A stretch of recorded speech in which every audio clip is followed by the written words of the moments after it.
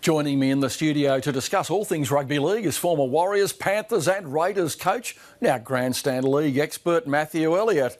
Matt, good evening. Good to have your company. Kieran Foran, what a remarkable piece of ingenuity, a $1 million clause in your contract for instability.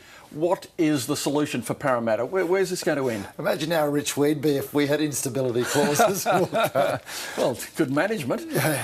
It is. I've never heard of anything like it in the past, and I don't think I'm going to hear about it in the future at all. So Parramatta certainly need Kieran Foran to come to the Eels. There's no doubt about that. And the fact that this whole deal's in jeopardy now really puts the future of their opportunity to build in jeopardy. But they've got pressure on Brad Arthur too because of results and falling out, spats with key players. Look, you know...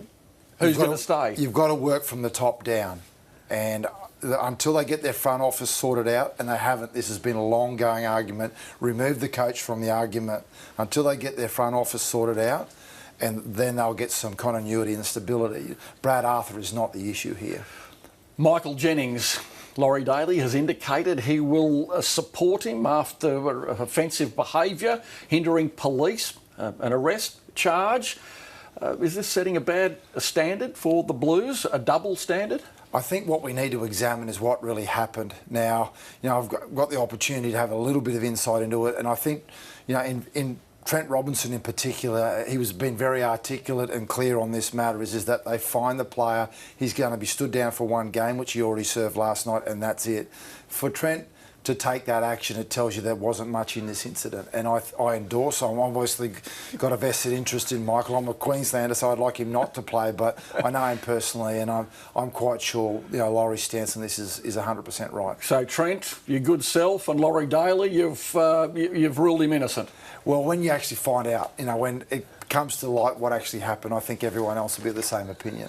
All right, let's move on to Josh Jackson challenging this throw charge. Is he going to have success there? Is it a fair penalty? A real tough in. Again, I'd like to see Josh play that last Origin.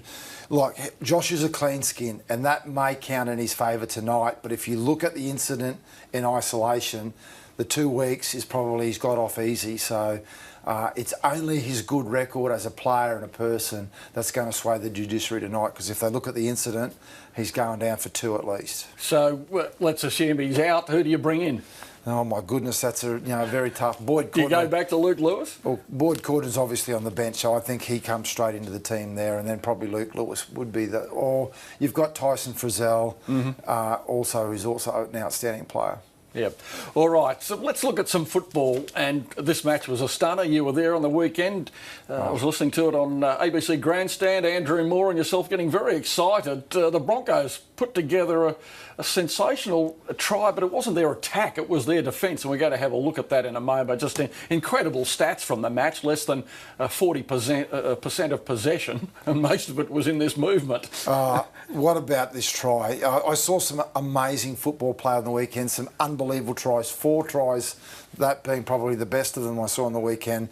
But the Broncos' defensive effort, look, people are going to talk about Cronk and Slater being out, but Hodges and Parker were out of the Broncos side, 2 Origin players as well. They defended 11 repeat sets from dropouts. I've not seen a defensive effort to compare with it in my whole entire time involved in the game. It was absolutely outstanding. The technique they displayed, the structure was fantastic, but the courage, the tenacity and the will to fight for each other, you know, they deserve a massive tick. So if people are looking at the Broncos with some scepticism about their premiership chances, this would be a dampener to that, because they were good. Look, obviously one of the key things, you know, a good attack wins your game. Good defence wins your premierships. I think someone called Lombardi came up with that. He's a pretty wise dude. But they've actually got some structures in place. There is some vulnerability that hasn't been picked away at it just yet, but they're definitely contenders. Well, just as the West is dominating the AFL, the North is dominating the league. Queensland, 2 teams at the top, and the Cowboys, this is an amazing run they have going now, 11 straight, and they keep getting out of jail. Yeah, you'd have to say the most important commodity in the NRL is not talent, it's not structure, it's confidence. And they're just finding a way. They're finding it harder to lose games. It looks like a couple of games I've watched, they almost tried to lose. And the game against Parramatta where they came back from some ridiculous 26 points, but this comeback and their performance in this game, Jonathan Thurston, I don't know what to say. Honestly, I could probably articulate it and say genius and all that sort of stuff, but I feel it comes up short. Well, Queensland would like for him to leave some of that for the Origin arena for the decider. Well, let's hope they only need 1 point to win the decider. They obviously lost, by a bigger margin than that, but he's certainly the guy you'd want in control in that stage. Oh, you can slot Cooper Cronk in there as well. Let's cover a bit of ground quickly. The Dogs, they've hit a bit of form. The Panthers weakened, the injuries sort of cruelling their season a bit. Continuity is the biggest aspect in the NRL. We've already talked about the Cowboys. We've already talked about, again, the Broncos. They're picking the same team every week. The Bulldogs had the opportunity to do that as well. But Mbai's inclusion into the halves is creating a lot of tough questions. What about that try? A lot of tough questions for Des Hasler, because I really feel like his form has been the spark that's got them, playing really great football.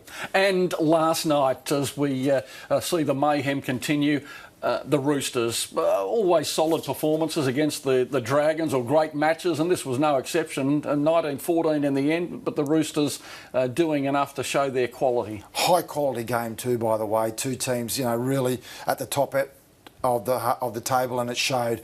The thing about the Roosters, when I talk about continuity, they're probably the team that's in the top four that's been most affected through injury, selection, and players being absent. So, for them to be up there is a scary sign for the other team. I still think they've got the strongest roster in the NRL. So that's a scary prospect towards the back end of the season. Sean Kenny-Dowell, outstanding. Couple of tries. He's a bit of a machine in that department. Yeah, I think he's right up the top of their try-scoring records as well. So I think he overtook someone else last night, so he's second. Matt Elliott, thanks very much for joining us. We'll look forward to your commentary very soon. Look forward to no surprise questions tonight, mate. Oh, we'll make it 2 next week.